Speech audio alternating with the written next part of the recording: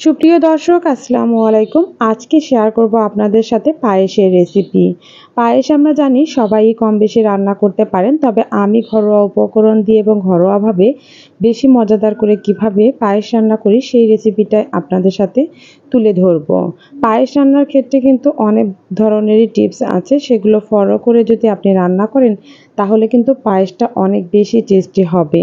পুরো রেসিপিটাই দেখার জন্য অনুরোধ করছি। আজকের রেসিপিটা দেখলে কেউ হতাশ হবেন না, আপনিও পারফেক্টভাবে পায়েস রান্না করতে পারবেন। পায়েস রান্না করার জন্য প্রথমে আমি এখানে 4 লিটার লিকুইড দুধ নিয়েছি এবং দুধটা ভালো করে জাল করে বলক তুলে নিয়েছি।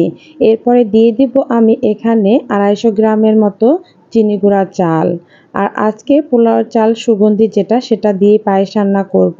ভালো করে চালগুলো ধুয়ে পরিষ্কার করে নিয়েছিলাম, তারপরে দুধের মধ্যে দিয়ে দিলাম। এরপরে একটা তেজপাতা কেটে দিয়েছি আর দারুচিনি এলাচ দিয়েছি 2-3 টুকরা করে। এগুলো দিয়ে এখন পুরো চালগুলোই কিন্তু আমি সিদ্ধ করে নেব এই দুধ দিয়ে। পুরো দুধ দিয়ে এভাবে চালগুলো সিদ্ধ করতে আমার প্রায় 8 থেকে 10 মিনিটের মতো সময় লেগেছে। দেখুন চালগুলো কিন্তু একবারে ফুটে গিয়েছে। এখন দিয়ে দেব প্রথমে আমি খেজুরের গুড়। আমি এখানে 1 কাপ পরিমাণের খেজুরের গুড় নিয়েছি আর এটা কিন্তু আমি ফ্রেশ খেজুরের গুড়টাই সংরক্ষণ করে রেখেছিলাম। এখন পায়েস তৈরি করে নিলাম। ভালো করে খেজুরের গুঁড়োটা মিশিয়ে নিতে হবে। এরপরে হচ্ছে পরিমাণ মতো চিনি ব্যবহার করব। সম্পূর্ণ খেজুরের গুড় দিয়েও আপনারা পায়েসটা রান্না করতে পারেন, আবার সম্পূর্ণ চিনি দিয়েও পায়েসটা রান্না করতে পারেন। তবে আমার কাছে মনে হয় খেজুরের গুড়টা দিলে আমার কাছে খুবই ভালো লাগে। স্মেলটাও অনেক সুন্দর হয়, খেতেও অনেক টেস্ট হয়।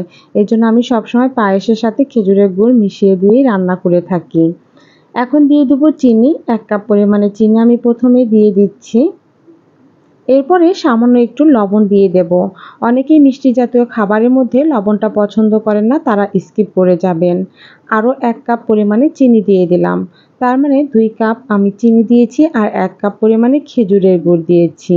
সবগুলো ভালো করে মিশিয়ে নিচ্ছি। আর অন্যদিকে এখানে আমি 1 কাপ পরিমাণের গুঁড়ো দুধ নিয়েছি আর দুধটা পানি দিয়ে প্রথমে মিশিয়ে নিতে হবে। গরম দুধের মাপ বা পায়েসের মধ্যে দিলে দেখা গেছে অনেক সময় দলা পাকিয়ে যেতে পারে, তাই আলাদা একটা বাটিতে ভালো করে দুধটা মিশিয়ে নেবেন।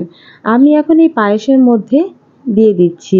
পায়েসের মিষ্টিটা কিন্তু আমি চেক করে নিয়েছি, ঠিকঠাকই আছে। এখন আমি ড্রাই ফ্রুটস দিয়ে দিচ্ছি, কিশমিশ, কাজু বাদাম, কাঠবাদাম, এগুলো আমি দিয়ে দিচ্ছি। আর পায়েসের ঘনত্বটা কিন্তু একদম ঠিক আছে। এর থেকে বেশি ঘন করে ফেললে পায়েস খেতে একদমই ভালো লাগবে না, এরকম পাতলা করে রাখতে হবে। আর এই পায়েসটা ঠান্ডা হলে আরও একটু ঘন হবে, তাই আমি কিন্তু এখন চুলার আঁচটা আরও একটু জাল করে অফ করে দেব। আর একটা কথা এখানে, যে চিনি ব্যবহার করার পরে কিন্তু অনেকটা পরিমাণে পানি উঠে আসে, সেই পানিটুকু কিন্তু জাল করে কমিয়ে নেবেন। এই যে আমি সার্ভ করে নেওয়ার ফাঁকে আপনাদের একটা কথাই বলছি, আমি যেসব উপকরণ ব্যবহার করে পায়েসটা রান্না করলাম, এসব উপকরণ ব্যবহার করে পায়েসটা রান্না করবেন আর স্টেপ টু স্টেপ ফলো করবেন, দেখবেন কতটা টেস্টি হয় পায়েস খেতে।